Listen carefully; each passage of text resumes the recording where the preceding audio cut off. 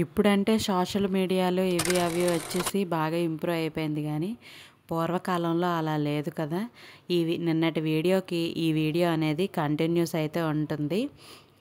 ఎక్కడా కూడా స్కిప్ చేయకుండా లాస్ట్ వరకు అయితే చూడండి. ఈ వీడియో చూసే ముందు లాస్ట్ వీడియో అయితే చూడండి. Hi to all, hi, hello everyone. ఇంకా లేట్ చేయకుండా వీడియోలోకి అయితే వెళ్ళిపోదాము రండి. నిన్నటి వీడియోలో గోంగూర గురించి అయితే అత్తగారు కోడలతో అంటుంది కదండి, కొంచెం చింతపండు పులుపు వేయమని చెప్పింది. కానీ ఆ తెలివి తక్కువ కోడలు ఏం చేసిందంటే తోటకు వెళ్ళి వెదురు చెట్టుకున్న పుల్లలన్నీ కూడాను తెచ్చి గోంగూరలో వేసి వండుతుంది. అలాగా చిన్నప్పుడు మా అమ్మ చెప్తే నేను చాలా గట్టిగా నవ్వేదాన్ని. కానీ ఇప్పుడు నాకు అలాంటి పరిస్థితి వస్తుందని నేను ఎప్పుడూ అనుకోలేదు. అసలు నేను ఎప్పుడు ఊహించనే లేదు నీలాంటి కోడలు నా ఇంటికి వస్తుంది అని. ఇప్పటికైనా మించిపోలేదు, ఏం లేదు. మీ అక్క రాజేశ్వరిని చూసి నేర్చుకో అని కోపంగా చెప్పింది. బుద్ధుల్ని చెప్తుంది. అలాగే అని సరే అని లలితకి చాలా పౌరుషం అయితే వచ్చి కోపంతో అక్కడి నుంచి వెళ్ళిపోయింది. అప్పటి నుంచి లలిత రాజేశ్వరితో సరిగ్గా మాట్లాడడం మానేస్తుంది. కొన్నాళ్ళ తర్వాత శారద బాగా ముసల్ది అయిపోతుంది. ఎక్కడా తిరగలేని పరిస్థితి. అప్పుడు తన దగ్గర ఉన్న 2 ఆవుల్ని ఇద్దరు కోడళ్ళకి ఇచ్చి ఇలా అని చెప్తుంది. అమ్మ రాజేశ్వరి, లలిత, నేను బాగా ముసలిదాన్ని అయిపోయాను. ఆవుల్ని సరిగ్గా చూసుకోలేకపోతున్నాను, పెంచలేకపోతున్నాను. కాబట్టి 2 ఆవుల్ని చెరొకటి ఇద్దరు తీసుకోండి. వాటికి చక్కగా మేత పెడితే మంచిగా పాలిస్తాయి. ఈ 2 ఆవుల్ని నా పిల్లలు పుట్టినప్పటి నుంచి నేను పెంచుతున్నాను. మీరు కూడా అలాగే చక్కగా చూసుకోవాలి. ఆ పాలు అమ్మినగా వచ్చిన ఆదాయంతో మంచి డబ్బుల్ని సంపాదించుకోవచ్చు అని చెప్తుంది. లక్ష్మి అనే ఆవు బక్కగా చాలా బుద్ధిగా ఉంటుంది. పాలు కూడా తక్కువ ఇస్తుంది. అలాగే సీత అనే ఆవు బలిష్టంగా ఉంటుంది. పాలు లక్ష్మి కంటే కొంచెం ఎక్కువ ఇస్తుంది. దాని వెంట ఎవ్వరు వెళ్ళినా తల విసిరే అలవాటు అవుతూ ఉంటుంది. లలిత ఆ 2 ఆవుల్ని చూసి తన మనసులో ఇలా అనుకుంటుంది, ఎలాగైనా సీతను నేనే పెంచుకోవాలి. ఎందుకంటే లక్ష్మి కంటే చాలా బలిష్టంగా ఉంది, ఎక్కువ పాలు కూడా ఇస్తుంది. అత్తయ్య, నేను సీతను పెంచుకోవాలి అనుకుంటున్నాను. ఎందుకంటే సీతకి తల విసిరే అలవాటు ఉంది కదా. నా మాటలతో, నా పెంపకంతో, నా నేర్పుతో దాని తల విసిరే అలవాటుని కొంచెం తగ్గిస్తాను అంటుంది. అలాగేనమ్మా, సీతను నువ్వు తీసుకో. ఎందుకంటే చిన్నప్పటి నుంచి ఆవుల మీద అవగాహన నీకుంది. లలితకి అవగాహన తక్కువ. ఈ ఆవుని పెంచటం లలితకి కష్టంగా ఉంటుంది. ఈ మాటలు విన్న లలితకి కోపం వచ్చి ఎలా అంటుంది, అత్తయ్య, అంతా మీ ఇష్టమేనా? మీ ముద్దుల కోడలు ఏది చెప్తే అదే వింటారా? నా ఇష్టం గురించి ఆలోచించరా? నాకు ఏదేమైనా సీతనే కావాలి. సీత బలిష్టంగా ఉంది, ఎక్కువ పాలిస్తుంది. మీ పెద్ద కోడలికి ఇవ్వాలని అనుకుంటున్నారా? వాటి వల్ల పాలమ్మి ధనవంతులు అవ్వాలని కోరిక ఎప్పటి నుంచో తనకి ఉంది. నా ముఖం అంటేనే మీకు అసహ్యం. నేను కూడా ధనవంతురాలని అవ్వాలని ఆశ నాకు కూడా ఉంటుంది కదా అత్తయ్య. పెద్ద కోడలే కాబట్టి ఆవిడ గారు ఏం చెప్పినా మీకు వేదనలాగే ఉంటుంది. నేనేం చెప్పినా మీకు గయ్యాల దానిలాగే కనిపిస్తాను. అలా ఎందుకు అనుకుంటున్నావు లలిత? నీకు ఆవుల గురించి పెద్దగా ఏమీ తెలియదు. చిన్నపిల్లవు కాబట్టి ఎక్కడ ఏం మాట్లాడాలో కూడా నీకు తెలీదు. నా దృష్టిలో మీ ఇద్దరూ సమానమే అని సీతని లలితకి ఇస్తుంది. ఇలా 2 రోజులు గడుస్తాయి. లలిత గొప్పలికి పోయి వేగంగా తెల్లవారుజామునే లేచి ఆవుని బయటకు కట్టి పాలని తీస్తోంది. ఆ రోజు సీత చాలా తక్కువ పాలు ఇస్తుంది. తక్కువ పాలు ఇచ్చిందని ఒక పెద్ద కర్రను తీసుకొని గట్టిగా కొడుతుంది. పాపం సీత కోపం వచ్చి గట్టిగా కొట్టిందని ఒక్కసారిగా తన తలతో ఒక్క పోటు పొడుస్తుంది. అప్పుడు లలిత అమ్మో అని అరుస్తుంది. ఆ కేకలు విన్న రాజేశ్వరి అక్కడికి వచ్చి, లలిత, ఏం జరిగింది అయినా కాస్త వెనక ముందు చూసుకొని పాలు తీయాలి కదా. లలిత, ఏంటక్క, నాకేం బుద్ధులు చెప్పనవసరం లేదు, నాకేం కాలేదు, నీ బోడి సలహాలు నాకు అవసరం లేదు అని పాలు తీసుకుని ఇంట్లోపలికి వెళ్ళిపోతుంది. రాజేశ్వరి తన ఆవు దగ్గరికి వెళ్ళి, అమ్మా లక్ష్మి, తెల్లారింది, నిద్రలే అని బయట కట్టి ఒళ్ళంతా బాగా చేత్తో నిమురుతుంది. లక్ష్మి రాజేశ్వరి భుజం మీద తలపెట్టి పాముతుంది. రాజేశ్వరి కొన్ని మంచి మాటలు పాడుతూ పాలు తీస్తూ ఉంటుంది. లక్ష్మి చాలా ఆనందంగా పాటలు వింటూ ఎక్కువ పాలని ఇస్తుంది. ఇలా రోజు రోజుకి లలిత ఆవు పాలు ఇవ్వకుండా మొండిగా తయారవుతుంది. ఆ బాధని భరించలేక లలిత ఊర్లో ఉన్న సోమయ్యకి కొంత డబ్బులకి ఆవును అమ్మేస్తుంది. రాజేశ్వరి ఆవుని బాగా చూసుకొని ఆవు నుండి వచ్చిన పాలు అన్నీ కూడా బాగా డబ్బులు సంపాదిస్తూ ఉంటుంది. ఇలా కొన్నాళ్ళు గడుస్తూ ఉంటాయి. రాజేశ్వరి మంచి బట్టల వ్యాపారం పెడుతుంది. ఆ వ్యాపారం చూసిన లలిత కూడా అలాంటి బట్టల వ్యాపారమే పెడుతుంది.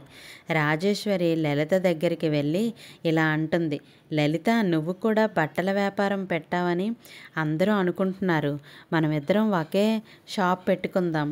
ఇలా వేరువేరుగా పెట్టుకుంటే మనకి ఎటువంటి లాభము రాదు. ఒక్క దగ్గరే ఒకే షాప్ పెట్టడం వల్ల మంచి లాభం కూడా వస్తుంది. ఆ వచ్చిన లాభం ఇద్దరం కూడా సరిసమానంగా సర్దుకుందాం. అవును, కొత్తగా నేను కూడా బట్టల షాప్ని పెట్టాను, కానీ నీతో మాత్రం చేయి కలిపి ఒకే షాప్ పెట్టదలుచుకోలేదు. ఆవుని తీసుకున్నప్పుడు మీ అత్త కోడలు ఇద్దరూ నన్ను మోసం చేశారు. దానివల్ల నేను ఎంతో నష్టపోయాను. ఈ బట్టల షాపు ఇద్దరం కలిపి పెడితే నన్ను ఇంకా మోసం చేసి నువ్వు ఎక్కువ డబ్బులు సంపాదించాలి అనుకుంటున్నావు. కాదు పిచ్చి లలిత, ఆ రోజు నువ్వు ఆవు తీసుకున్నప్పుడు ఆ ఆవు మంచిది కాదని ముందుగానే చెప్పాం. అయినా మా మాట వెనక అతి తెలివితేటలతో ఎంతో సంపాదన చేస్తాను అని తీసుకున్నావు. దాంతో మా తప్పే ఉంది. ఇప్పుడు కూడా ఇద్దరం కలిసి పెడితే బాగా లాభం వస్తుందని మంచిగా చెప్పాను, కానీ నువ్వు అది కూడా చెడుగా తీసుకుంటున్నావు. నీ కర్మ, నేనేం చేయలేను. ఎవరి కర్మ వాళ్ళే బాధ్యులు. నీ ఇష్టం, ఎలా పెడతావో పెట్టు అని అక్కడి నుంచి వెళ్ళిపోతుంది. రాజేశ్వరి తక్కువ డబ్బులకు కొన్న చీరలన్నీ తీసుకొచ్చి ప్రతి ఊరికి పట్టుకుని వెళ్ళి, చీరలమ్మ చీరలు అని మంచి నాణ్యమైన పట్టు చీరలు, ఇవి పట్నంలో చేస్తే తయారు చేసిన పట్టు చీరలమ్మ. ఈ చీరలు కట్టడం వల్ల ఆడవాళ్ళకి ఎంతో అందం వస్తుంది. ఎన్నిసార్లు కట్టినా ఈ రంగు పోదు. కొత్త మోడల్ చీరలు ఎంతో అందమైన చీరలమ్మ, రండమ్మ రండి అని అంటుంది. అలా ఊర్లన్నీ తిరుగుతూ ఉంటుంది. ఆ చీరలను చూసి ప్రతి ఒక్కరూ ఎక్కువ డబ్బులకే కొనేవాళ్ళు. లలిత మాత్రం షాప్ దగ్గరే ఉంటూ ఎక్కువ రేట్ చీరలను తెచ్చి, ఇవి చాలా ఎక్కువ రేట్ చీరలు, అందమైన చీరలు అని బయట బోర్డు పెడుతుంది. ఖరీదైన చీరల్ని ఎవ్వరూ షాప్కి వెళ్ళేవాళ్ళు కాదు. లలిత తెచ్చిన చీరలో ఒక్క చీర కూడా అమ్ముడు పోలేదు. రాజేశ్వరి మాత్రం తక్కువ రేటుకి తెచ్చిన చీరలు ఎక్కువ రేటుకి అమ్మి మంచి డబ్బులను సంపాదించి ధనవంతురాలు అవుతుంది. తెలివి తక్కువ లలిత షాప్ని కొన్నాళ్ళకి మూసేస్తుంది. ఈ విధంగా చాలా నష్టపోతుంది. నష్టపోయిన లలిత దగ్గరికి రాజేశ్వరి వెళ్తుంది. లలిత, ఇప్పటికైనా నీ తప్పు నువ్వు తెలుసుకొని నా షాప్ దగ్గరికి రా. నాతో పాటు బట్టలు అమ్మితే మంచి డబ్బులు సంపాదించుకుంటావు. నువ్వు బాగా నష్టపోయావు కాబట్టి నా వంతు కాస్త డబ్బులు నీకు ఇస్తున్నాను. దాంతో నువ్వు ఇంటిని గడుపుకోవచ్చు అని కొన్ని బుద్ధులు చెప్తుంది. నన్ను క్షమించక్క, నా తెలివి తక్కువతనం వల్ల ఇలాంటి పని చేశాను. ఇక నుంచి ఎప్పుడు నీ మాట మీదే ఏ పనైనా చేస్తాను అని అంటూ రాజేశ్వరి పాదాల మీద పడుతుంది. అప్పటి నుంచి లలిత రాజేశ్వరి ఇద్దరూ మంచి స్నేహితులుగా కాలాన్ని గడుపుతూ ఉంటారు. నిన్న చెప్పిన కథ ఈరోజుతో సమాప్తం. ఇక మరొక కథనైతే విందాం రండి. సిద్ధాపురం అనే గ్రామంలో వ్యవసాయం చేస్తూ జీవనం సాగిస్తూ ఉండేవారు రంగయ్య అనే ఒక రైతు. ఏమండి, మీరు ఈరోజు ధాన్యం బస్తాల్ని సంతకు తీసుకుని వెళ్ళి అమ్ముతానని చెప్పారు, బయలుదేరలేదేంటి? అది కాదు సుశీల, ఇంకా ధాన్యంలో తేమ ఉన్నట్లు అనిపిస్తుంది నాకు. మరి ఇంకా తీసుకువెళ్తే అది ధాన్యం తక్కువ ధర అయితే కట్టిస్తారు కదా మరి. మీరు ఎంత మంచిగా తేమ లేకుండా తీసుకుని వెళ్ళినా కూడా అక్కడ ఉన్నవారు ఏదో అటు చెప్పి మన ధాన్యానికి తక్కువ ధరనే ఇస్తున్నారు. బయట చూస్తూ ఉంటే వర్షం ఎక్కువగా పడుతుంది, ఈరోజు రేపు కూడా పడుతుందేమో అని అనిపిస్తుంది. మీరు నా మాట విని ఈరోజే ధాన్యాన్ని సంతకి తీసుకొని వెళ్ళండి. సరే అని చెప్పేసని ఒప్పుకొని, అవునే, నేను చెప్పింది కూడా నిజమే, ఇదిగో ఇప్పుడే ధాన్యాన్ని సంతకు తీసుకుని వెళ్తాను. అలా అన్నారు, బాగుంది. ఇదిగో మీకు మధ్యాహ్నానికి భోజనం కూడా కట్టి పెడతాను అని చెప్పింది రంగయ్యకి. సరే అయితే నేను సంతకు వెళ్ళడానికి సిద్ధమవుతున్నాను. రంగయ్య కూతురైన గీత, నాన్న పట్టణానికి నేను కూడా వస్తాను నాన్న, నన్ను తీసుకువెళ్తావా? ఇప్పుడు కాదులే తల్లి. ఇప్పుడు కాదులే తల్లి, ఇంకెప్పుడైనా తీసుకుని వెళ్తాలే. లేదు నాన్న, నేను ఇప్పుడే వస్తాను. నువ్వు ఎప్పుడు ఇలానే చెప్తావు. పట్నంలో చూడటానికి చాలా ప్రదేశాలు ఉంటాయంట కదా, నా స్నేహితురాళ్ళు చాలామంది చెప్పారు. నన్ను తీసుకెళ్ళు నాన్న అని గీత అడుగుతుంది. గీత తల్లి సుశీల మధ్యలో కలజేసుకుని, పని మీద వెళ్తుంటే ఇలా సతాయించకూడదని ఎన్నిసార్లు చెప్పాను నీకు, తర్వాత తీసుకొని వెళ్తారులే అని అంటుంది. కోపంగా వెళ్ళిపోతుంది గీత. అరే, ఎందుకు ఈ అమ్మాయిని అలా అంటావు?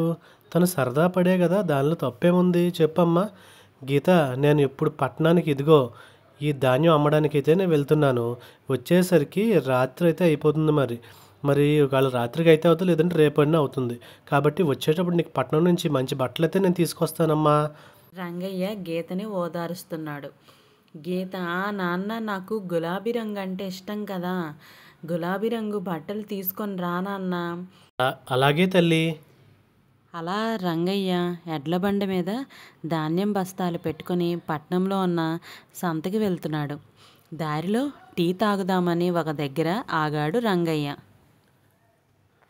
అప్పుడు రంగయ్య దగ్గరికి సూరి అనే వ్యక్తి వచ్చి, అయ్యా, నా పేరు సూరి, మిమ్మల్ని చూస్తూ ఉంటే ఒక రైతులా కనిపిస్తున్నారు, మీ దగ్గర పని ఏమైనా ఉంటే చెప్పండి అయ్యా అంటూ అనగా, అప్పుడు బాబు, నువ్వు నాకుందే 1 ఎకరం, అందులో నేను మొక్కుతూ మూలుగుతూ ఇదిగో ఈ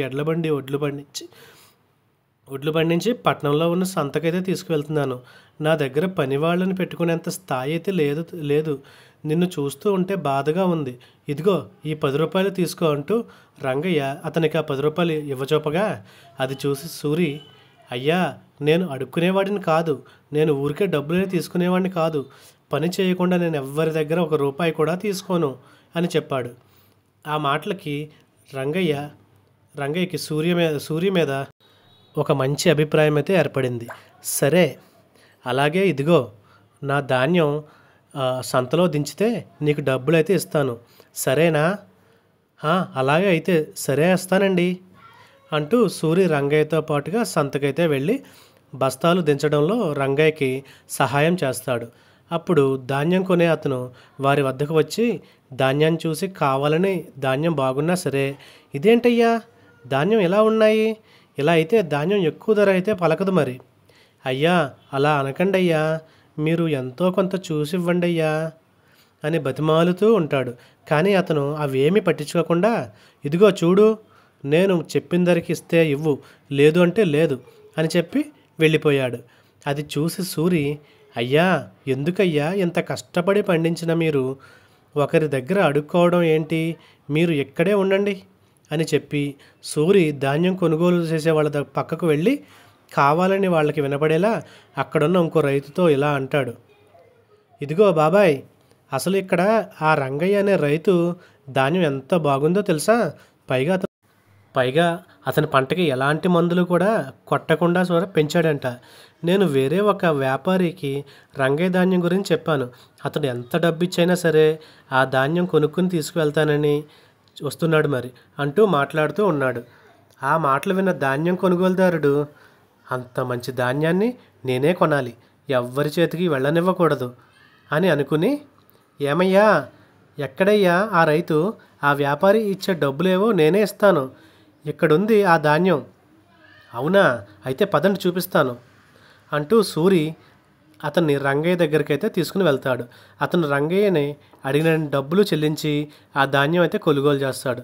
సూరి తెలివిని చూసినటువంటి రంగయ్య ఎంతో మురిసిపోయి, బాబు సూరి, నేను ఇప్పటి వరకు నీలాంటి తెలివైన వాడిని చూడలేదయ్యా. నువ్వు నా దగ్గర పని చేస్తావా?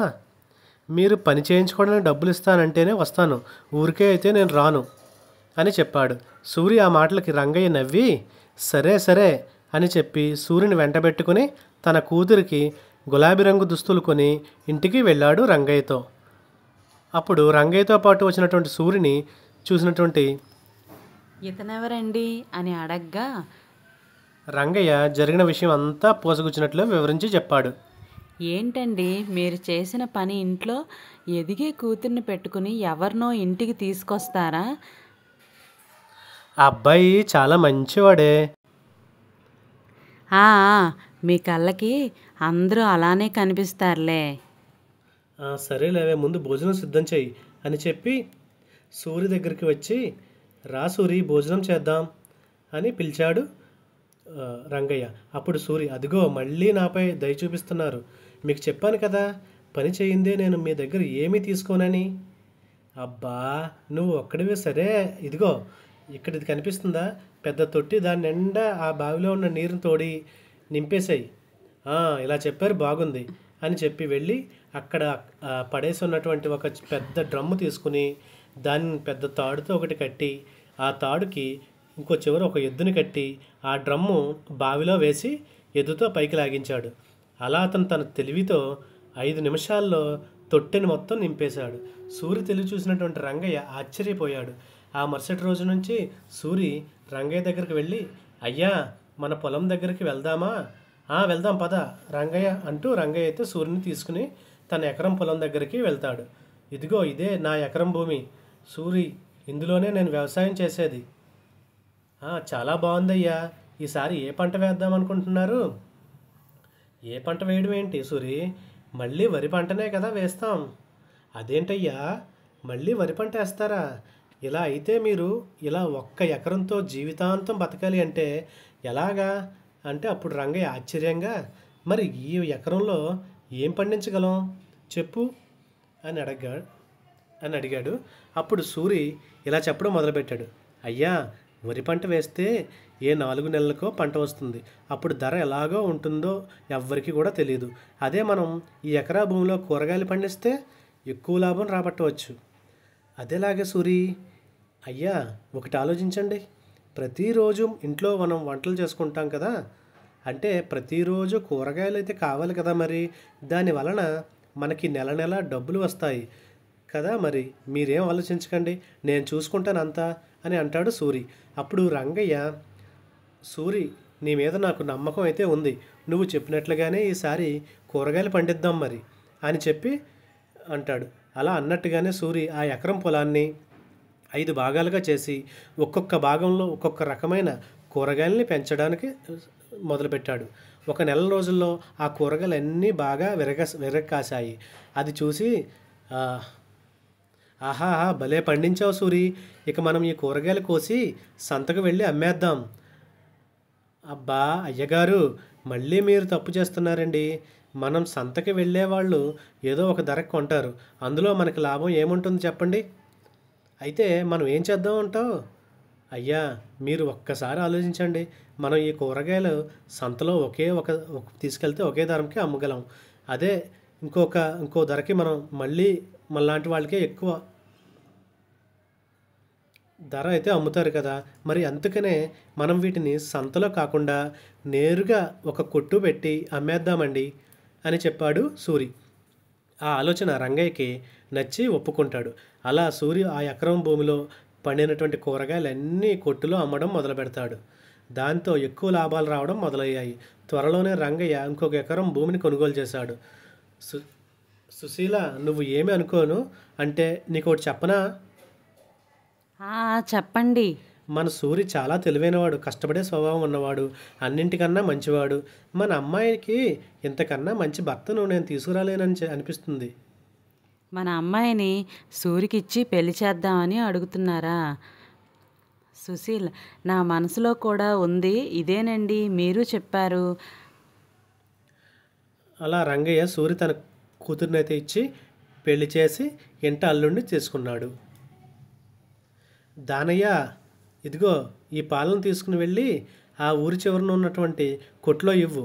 ఇదిగో ఈ పాల డబ్బుని మన ఊరి సెంటర్లో ఉన్న టీ కొట్లో ఇవ్వు. మిగతావన్నీ కూడా ఊర్లో అమ్మేసి వచ్చి పశువుల్ని అడవికి తీసుకువెళ్ళు అంటూ యజమాని వీరయ్య తన కింద పనిచేస్తూ ఉన్నటువంటి దానయ్యకి చెప్తూ ఉంటాడు. అయ్యా, ఇవన్నీ రోజు చేసే పనులే కదండి, రోజు మీరు నాకు చెప్పాలా ఏంటి? ఒరే దానయ్య, నేను చెప్పింది చెయ్యడమే నీ పని, అంతేకాని నాకు సమాధానం చెప్పడం కాదు. ముందు వెళ్ళి నీ పనులు చూడు, వెళ్ళు అంటూ కటువుగా చెప్పాడు వీరయ్య. దానయ్య ఆ మాటలు ఏమీ పట్టించుకోకుండా ఆ పాలు డబ్బాలను తీసుకుని వెళ్ళి వీరయ్య చెప్పినటువంటి కొట్లలో ఇచ్చేసి మిగతా పాలను అమ్మేశాడు. ఒరేయ్ దానయ్య, ఇదిగో నీకు ఒక 10 రూపాయలు ఎక్కువ ఇస్తాను, కానీ మీ యజమాని తెలియకుండా ఎప్పుడూ పోసే పాలు కాకుండా కొద్దిగా ఎక్కువ పోయిరా. నువ్వు ఎక్కువ పోసినంత మాత్రాన మీ యజమానికి ఏం తెలియదులే. నేను ఏ పని చేసినా సరే కూడా మా యజమానిని మోసం చేయనండి. ఇది ఆయన సొమ్ము, ఆయనకు తెలియకుండా నా జేబు నింపుకోవడం తప్పు అని నేను అనుకుంటాను. కాబట్టి రేపు మీరు మా యజమాని దగ్గరికి వచ్చి పాలకి సరైనటువంటి ధర కట్టి అప్పుడు ఎక్కువ పాలైతే తీసుకోండి అని కళాఖండిగా చెప్పేసి వెళ్ళిపోతున్నాడు దానయ్య. అబ్బో, నీ నిజాయితీ తగలయ్యా, అయినా నువ్వు ఎవరికీ తెలియకుండా పాలల్లో నీళ్లు కలిపి ఎంతమందికి అమ్మి సొమ్ము చేసుకుంటున్నావో ఏమో అని అంటూ ఉండగా ఆ దానయ్య మాత్రం అతని మాటలు ఏమీ పట్టించుకోకుండా తన పని తను చేసుకుంటూ వెళ్ళిపోతున్నాడు. అయ్యా, ఇదిగోండి ఈరోజు పాల డబ్బులు. ఈరోజు ఒక షాపులో లీటర్ పాలు మిగిలిపోయాయి. అవునా?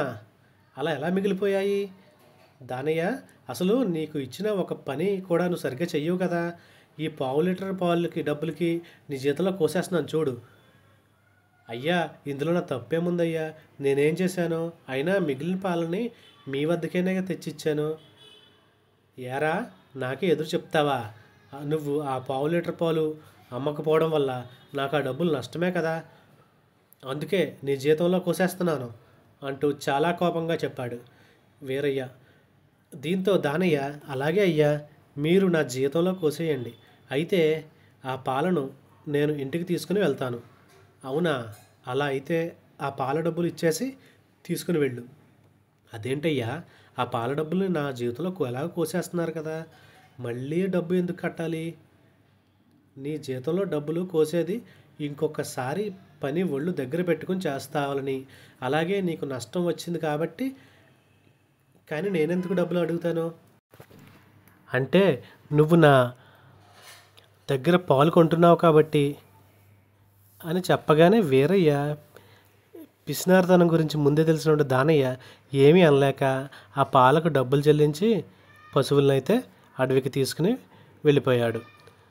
పొద్దంతా పశువులను అడవిలో మేపి సాయంత్రానికి ఇంటికి తోలుకొని వచ్చాడు. వచ్చావా? నీకోసం ఎదురు చూస్తున్నాను, త్వరగా పాలు పిండేసాయి, ఈరోజు నేను బయటికి వెళ్ళాలి. అలాగే అయ్యా, ఇదిగో ఇప్పుడే పిండేస్తాను అంటూ దానయ్య గేదెల దగ్గరికి వెళ్ళి పాలు పితుకుతూ మొదలుపెట్టాడు. వీరయ్య నిలబడి చూస్తూ ఉన్నాడు. ఈ మధ్య గేదెలు అడవిలో సరిగ్గా తినడం లేదు, సరిగ్గా పాలు కూడా ఇవ్వట్లేదు. నీ పని అడవిలో పశువులు మేపడమే కదా, అవి సరిగ్గా తింటున్నాయో లేదో చూసుకోవాల్సిన అవసరం నీది కదా. అయ్యా, గేదెలు సరిగ్గానే పాలిస్తున్నాయి అయ్యా, మళ్ళీ ఎదురు సమాధానం చెప్తున్నావు అంటూ వీరయ్య గట్టిగా అరుస్తాడు. దానయ్య ఏమీ మాట్లాడకుండా పాలు పితుకుతూనే ఉంటాడు. అలా లక్ష్మి అనే గేదె దగ్గరికి వెళ్ళి పాలు పితుకుతూ ఉండగా ఆ గేదె నుంచి పాలు మాత్రం రావట్లేదు. అది చూసిన వీరయ్య, అదేంట్రా దానయ్య, ఈ గేదె నుంచి పాలు రావట్లేదేంటి? ఇది దూడని కానీ దూడని కానీ నెల కూడా అవ్వలేదు కదా, అదేనయ్య నాకు అర్థం కావట్లేదు. ఈరోజు పొద్దున కూడా ఇదిగో ఈ గిన్నె నిండా పాలిచ్చింది, ఇప్పుడేమో చుక్క పాలు కూడా ఇవ్వటం లేదు. నిజం చెప్పరా దానయ్య, పొద్దున్న పాలకి నీ దగ్గర డబ్బులు లేవని డబ్బులు తీసుకున్నా అని చెప్పేసి మనసులో కోపం పెట్టుకుని నాకు తెలియకుండా ఈ గేదె పాలన్నీ పిండేసి అమ్మేసుకున్నావు కదా. అయ్యయ్యో, నేను అలా ఎందుకు చేస్తానండి అయ్యగారు? నిజంగా నాకు ఈ గేదె ఎందుకు పాలు ఇవ్వడం లేదో అస్సలు అర్థం కావట్లేదు. నాకు తెలిసి దూడ పాలన్నీ తాగేసి ఉంటుందండి. దూడ పాలన్నీ తాగేస్తూ ఉంటే నువ్వేం చేస్తున్నావురా? చెట్టు కింద తొంగున్నావా? నీ నిర్లక్ష్యం వల్లే ఈ పని జరిగింది కాబట్టి ఈ పాల డబ్బులు కూడా నీ జీతంలో కోసేస్తున్నాను. అలాగే రేపు పశువుల్ని తీసుకెళ్ళేటప్పుడు దూడని ఇక్కడ కట్టేసి వెళ్ళు అని చెప్పి వీరయ్య అక్కడి నుండి వెళ్ళిపోతాడు. ఆ మరుసటి రోజు దానయ్య ఎప్పటిలాగానే పాలుని ఊర్లో అమ్మేసి దూడని ఇంటికి దగ్గర కట్టేసి పశువులను అడవికి తీసుకెళ్ళి పోయి మళ్ళీ సాయంత్రానికి ఇంటికి తిరిగి వస్తాడు. దానయ్య, ఈరోజన్నా ఆ గేదె పాలిస్తుందా? అయ్యో, మనం దూడని ఇంటి దగ్గర కట్టేశాం కదా, ఎందుకు ఇవ్వదు? ఇస్తుంది, ఇక పాలు ఇవ్వదు ఎందుకు? ధారాళంగా తెస్తుందండి చూడండి అంటూ దానయ్య అయితే లక్ష్మీ గేదె దగ్గరికి వెళ్ళి పాలు పితకడం మొదలుపెట్టాడు. కానీ ఒక చుక్క కూడా పాలు రావడం లేదు. అది చూసిన వీరయ్య కోపంగా, ఏరా దానయ్య, నిన్ను గేదె పాలు ఇవ్వకపోతే దూడ తాగేసిందని చెప్పి కథలు చెప్పావు, మరి ఈరోజు ఏం కథ చెప్తావు? అయ్యయ్యో అయ్యగారు, అదే నాకు అర్థం కావట్లేదు. అసలు ఈ గేదె పాలు ఎందుకు ఇవ్వడం లేదో నాకు పూర్తిగా అర్థమైంది. నువ్వు ఈ పాలన్నీ బయట అమ్మేసుకుని సొమ్ము చేసుకుంటున్నావని ఇలా ఎన్ని రోజుల నుంచి జరుగుతున్నావు చెప్పు. అమ్మో అమ్మో, నీ వల్ల నేను ఎంత నష్టపోయానురా అంటూ వీరయ్య అయితే కోపంగా పెద్ద పెద్ద అరుపులు అరుస్తూ దానయ్య మీద విరుచుకుపడ్డాడు. అప్పుడు దానయ్య భయపెడుతూ, అయ్యా, నిజంగా నేను ఏ పాలని కూడా అమ్ముకోలేదయ్యా. నాకు ఈ గేదె పాలు ఎందుకు ఇవ్వడం లేదో నాకు అస్సలు తెలియదయ్యా. అబద్ధం చెప్పకరా దానయ్య, నాకంతా అర్థమైంది. ఇక నువ్వు రేపటి నుంచి పనిలోకైతే రాకు. ఇన్ని రోజులు చేసిన పనికి జీతం కూడా నా దగ్గరే ఉంచేసుకుంటున్నాను, వెళ్ళు అన్నాడు. అయ్యా అయ్యా, అంత పని చేయకండి అయ్యా. నాకు ఊహ తెలిసినప్పటి నుంచి నేను ఈ పశువులను కాసుకుంటూ బతికిన వాడినే తప్ప నాకు వేరే ఏమీ తెలియదయ్యా, ఈ పని తప్ప. కాబట్టి నన్ను అంత మాట అనకండి అయ్యా అని చెప్పేసి అంటే, అప్పుడు ఈ భయం నీకు తప్పు చేయకముందు ఉండాలిరా. అయ్యా, నేను అసలు ఏ తప్పు చేయలేదయ్యా. కావాలంటే నాకు ఇంకొక అవకాశం అయితే ఇవ్వండి. రేపు కూడా ఈ గేదె పాలు ఇవ్వకపోతే నేనే పని మానేసి వెళ్ళిపోతాను దానయ్య గారు అంటాడు. అయితే దానయ్య యజమాని అయినటువంటి వీరయ్య ఎంత వేడుకున్నాడు. అప్పుడు వీరయ్య, సరే సరే, నువ్వు ఇంతలా ప్రాధాయపడుతున్నావు కాబట్టి నీకు ఒక్క అవకాశం అయితే నేను ఇస్తున్నాను. రేపు కనుక ఈ గేదె పాలు ఇవ్వడం లేదో నీ అంతట నువ్వే పని మానేసి వెళ్ళిపోవాలి అని చెప్పగా అందుకు దానయ్య సరే అని ఒప్పుకుంటాడు. ఆ మరుసటి రోజు మళ్ళీ పశువులను అడవికి తీసుకువెళ్ళి మేపుతాడు. ఈరోజు ఎలా అయినా సరే ఈ గేదె పాలు ఇవ్వాలని, ఎవడైనా దొంగిలిస్తున్నాడో ఏటో అని చూడాలని అనుకుంటూ దానయ్య అయితే ఆ గేదె పైనే కన్నేసి చూస్తూ ఉన్నాడు. అలా కొద్దిసేపు గడిచిన తర్వాత దానయ్యకి ఒక్కసారిగా ఆ గేదె కనిపించలేదు. దానయ్య చుట్టూ చూశాడు, ఎక్కడా కూడా కనిపించలేదు. అరే, ఇప్పటివరకు ఇక్కడే కదా ఉంది, ఇటు వెళ్ళిపోయింది అని అనుకుంటూ అడవంతా గాలిస్తున్నాడు. ఎక్కడా కూడా కనిపించలేదు. అలా సాయంత్రం వరకు చూడగా అప్పుడు ఆ గేదె మళ్ళీ పశువుల మధ్యలో కనిపించింది. దానయ్యకి అది చూసి ఏమీ అర్థం అవ్వలేదు. భయపడుతూనే ఇంటికి వెళ్ళి గేదె పాలు పితికాడు. కానీ ఒక చుక్క పాలు కూడా రాలేదు. ఇప్పుడు చెప్పరా దానయ్య, ఏం చేస్తావురా ఇప్పుడు అనే యజమాని వీరయ్య అడగ్గా దానయ్య మౌనంగా అక్కడి నుండి వెళ్ళిపోతాడు. ఆ తర్వాత రోజు నుండి దానయ్య మళ్ళీ పనిలోకి రాలేదు. దీనితో ఊళ్ళో వారంతా నిజంగా దానయ్యే పాలను దొంగతనంగా అమ్ముకుంటున్నాడని అనుకుంటూ ఉండడంతో నేనేం చేయకున్నా ఊళ్ళో వారందరూ నన్ను దొంగలా చూస్తున్నారు. అసలు ఆ గేదె పాలు ఏమవుతున్నాయో అని కనుక్కోవాలి అని అనుకుని దానయ్య మరుసటి రోజు అడవిలో మేతకు వెళ్ళిన పశువుల దగ్గరికి వెళ్ళి ఆ గేదెనే చూస్తూ ఉన్నాడు. అప్పుడు ఆ గేదె నడుచుకుంటూ వెళ్ళి ఆ అడవిలో ఉన్న గుడిసెలోకి వెళ్ళింది. దానయ్య ఆ గుడిసెలోకి వెళ్ళగా ఆ గుడిసెలో ఉన్నటువంటి ఆయన ఆ గేదె పాలను పితుకుతూ ఉన్నాడు. అయ్యా, ఇది మా యజమాని గేదె అంటూ జరిగిన విషయం మొత్తం చెప్తాడు. అతను, బాబు, ఇక్కడ గత కాలంగా నా బిడ్డకి వచ్చినటువంటి వ్యాధి నయం చేయడం కోసం ఇలా ఉంటున్నాము. ఒక స్వామీజీ వచ్చి నా బిడ్డకు వైద్యం చేస్తూ ఉంటాడు.